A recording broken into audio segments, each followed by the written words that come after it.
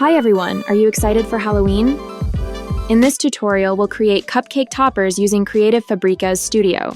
First things first, set up your canvas. Click on Create New Design, switch the unit from pixels to inches, and set the DPI to 300 for a high-quality print. Choose any size you like. I'm going for 3-inch round cupcake toppers. Let's start with a round shape from the Elements section.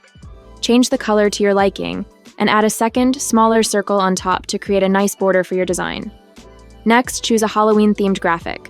Studio offers a variety of spooky images and icons perfect for your toppers. I'll go with a scene of ghosts and bats.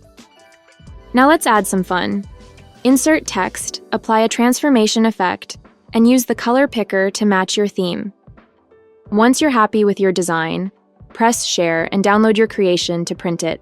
And there you have it. Your personalized Halloween cupcake toppers are ready to add a spooky touch to your treats. Happy crafting!